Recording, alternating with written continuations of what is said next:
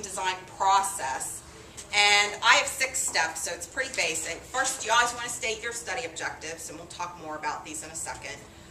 Define the target population, determine the sampling frame, select your sampling technique, determine the sample size, and then actually execute the sampling process. So we're going to start and talk about the study objectives, and this is really the reason you're doing your survey or your project. An objective should answer the following question: what will the study tell us? What information will be provided? And what questions will be answered? And you always want to make sure your objectives are very specific. So you specify what information and what questions you're asking and answering, that they're actionable. You know what action you're going to take based on the results. You also want to make sure they're important. Clients love throwing in the things that have nothing to do with their objectives. So pretty soon your survey is twice as long as it should be. So you want to stay focused on what's most important. And you also want to make sure you're being precise, so you're stating them very clearly. Hold on, back up one. One other point I want to make too is stating study objectives, honestly, is often a missed step in the whole sampling process. And my question is always, well, how am I supposed to design a sample if I don't know what your study is about? How can I be representative if I don't understand the objectives? And actually, one of my Kantar fellow client groups, I'm actually going to start working with them more, and that's going to be one of the first questions I ask them. I always want to know, what are your research objectives? I want to make sure we're getting the right sample for you, and without knowing the research objectives, it's really hard to do. So definitely, I always push for this. Some clients are better at doing this than others.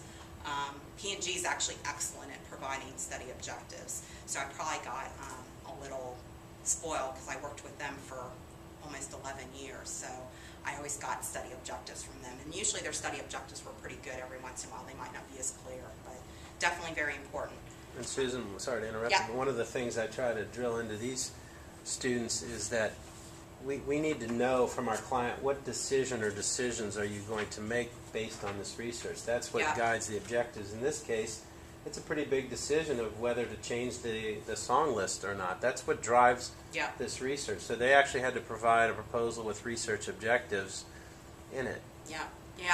P&G, they have very specific CRP, which is Consumer Research Proposal. Got to remember, they love acronyms.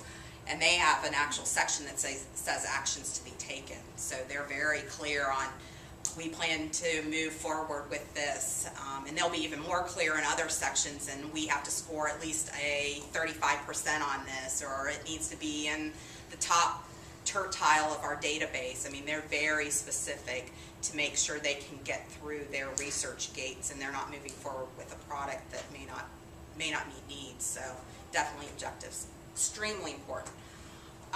The next step is to define the target population, and this is the people that you're going to want information from and who results will be generalized to. It should be, again, precisely defined. You need to know who you're going after.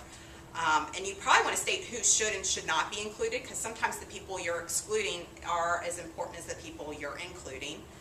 The other thing I wanted to mention too is that if you are doing multi-country research, it can actually vary by country. So for example, in the U.S., asking women what products they buy makes perfect sense, but when you get into a more male-dominated society like in the Middle East, the male is probably making the decision, so it may make more sense to talk to the male than the female. So knowing those types of things can drive different decisions, or even like your age groups may be different, because maybe people don't interview people over a certain age in certain countries, so there can be differences like that as well. And definitely defining the target population, it's not always easy. One example I could think of is, what if we have a project and you want to understand consumer appeal of a new brand of men's cologne? What would you think your target would be for a new brand of men's cologne? Probably women. Women. Because they're trying to attract women. Yeah, it could be women, because Usually women who buy it too. yeah, women actually buy, maybe not in your demographic, but once married, women generally buy a lot of the health and beauty items for men. Does your wife buy your stuff? Because I stink, yeah. So Sometimes, it's not yeah. even just cologne. Yeah. It can be anything from shampoo to soap. All that stuff tends to fall. The woman tends to buy that more often than the male. So actually talking to women may be more appropriate. The other thing I think you need to think about too is what age group should it be? Should it just be adults, 18 plus, or should it even be teens? A lot of teens buy cologne too. Although I think with teens, that some males, especially the body sprays, Axe and stuff, has been more appealing, more so than the cologne at this point. So I don't think, it's definitely not clear always what your target population should be, so it's why you need to have a conversation with your clients about it and make sure you're on the right track. And here's another comment. They say their target market is women age 18 to 49, but then they say, oh, but we're leaving out men and boomers. Maybe we should target everyone in the known universe.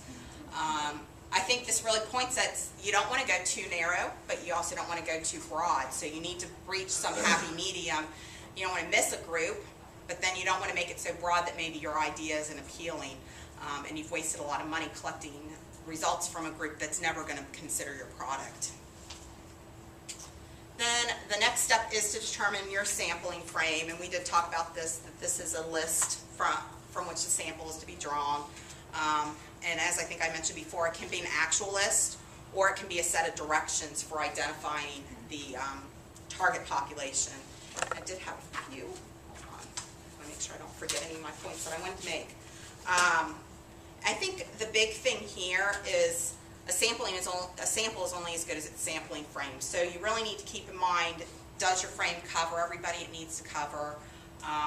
And a lot of times the frame is not a perfect representation, so you need to understand who might be missing and what you need to think about. So again, there's some things you need, some drawbacks and some things to think about as you go through this.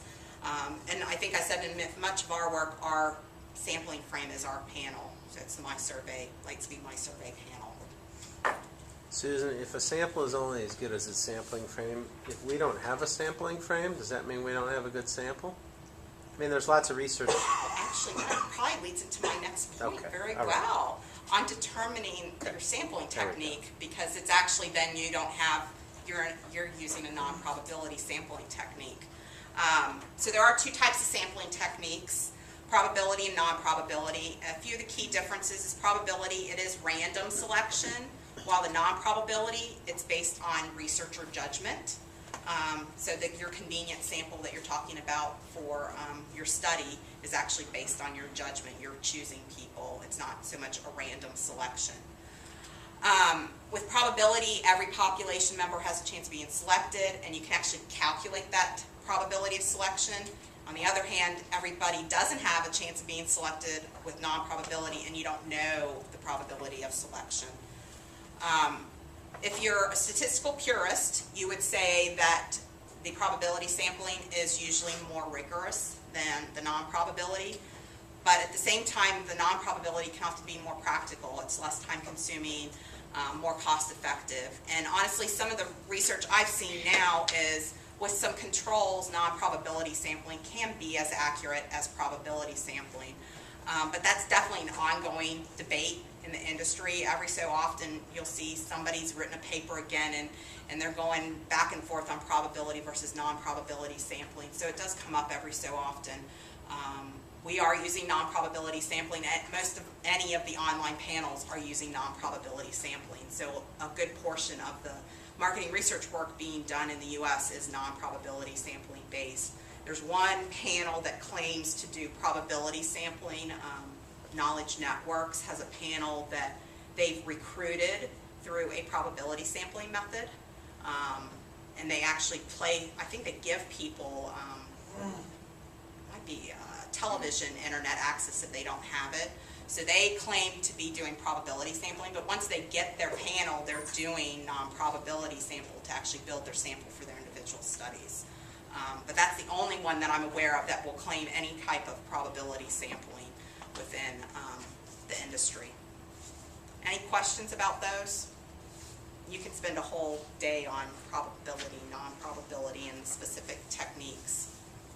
It's pretty consistent with what I've told you so far, that marketing research If you're talking about political polling, which one do you want to use? You want to project it to an entire large population of the U.S. You want to use probability, right?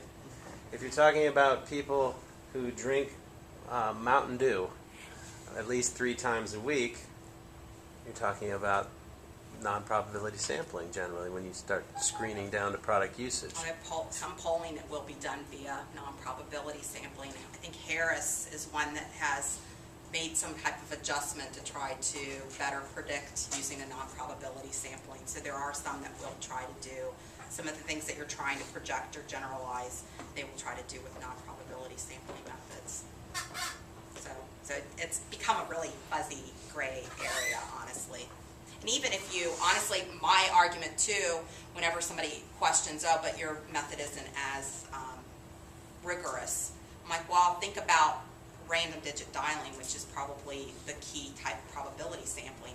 How random is random digit dialing now? You have huge coverage issues. You have people that don't have landline phones, so if you're not doing mobile, you've just lost probably 20 or 25% of your sample. If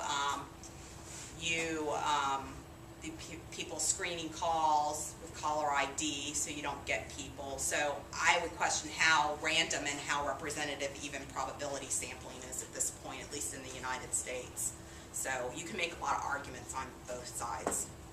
I try to stay out of this debate because I hate getting in the middle of this with clients, and usually you can get them off this. This doesn't come up too often. It's just every time somebody publishes something, 1 or 2 clients will latch on to it, go, oh my gosh, my data's not good. So it does come up. I think the big thing when you're choosing techniques is just the fact that you're making a trade-off between accuracy and precision and cost and timing. So the more accurate and precise, the more costly and timing. And in reality, businesses don't have the time, the luxury of time, and they don't have budgets like they used to. So they have to do something, and doing a non-probability technique is better than doing nothing at all. The other option is to flip a coin and make a decision. I mean, that's not really based on any data. So I think most people would say, oh, it's better than not doing anything. Then the next step is to determine the sample size. And really your sample size should always be determined based on business risk. If you have a riskier decision to make, you need a bigger base size. And really with business risk, you need to think about statistical thinking as well as practical thinking. And I'm not going to go into the whole statistical side because honestly that's what I keep losing everybody at my company in. So I need to work on that side. And hopefully you'll cover that eventually. Well, I used to get into confidence intervals and all that stuff. But and you're not doing that? Everybody falls asleep. So, no, I don't. No, you don't. Well, you can read books. There's usually there's usually at least one chapter in most marketing research books on statistical side of sample size. And honestly, if somebody really needs something, they're going to come to somebody like me. If they really have a question about sample size within the company, it's not like everybody needs to be an expert on the statistical thinking. But what I think is more important is the practical thinking, and that's what we're going to actually talk about in more detail. So some of those considerations, definitely how important is the decision. If you have a really important decision like, oh, I need to invest $3 million in machinery in order to produce this, that's an important decision, and you better make sure you're making the right one, so you want a bigger base size. The nature of the research, so if it's early work like focus groups, qualitative work, you can get away with smaller sample sizes. Now if it's something that's more conclusive or closer to launch, then you're probably going to want a bigger sample size so you make sure you have accurate information. The nature of the analysis, so this is why it's important to think up front about what you're going to actually do with your data. If you're going to do any type of multivariate analysis, you probably need a bigger base size.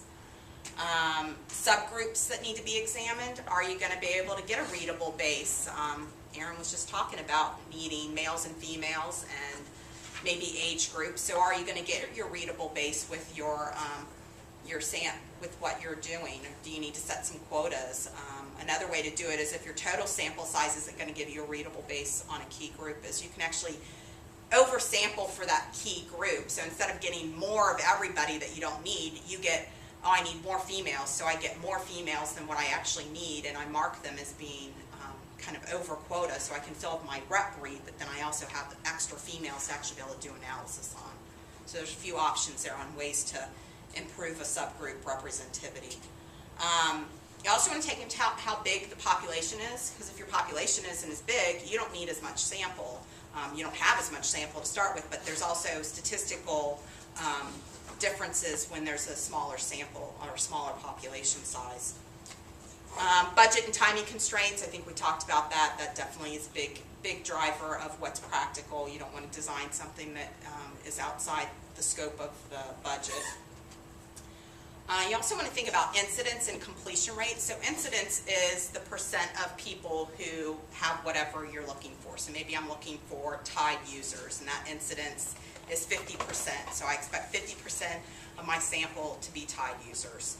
And then completion rate is obviously the percent of people who actually complete the study.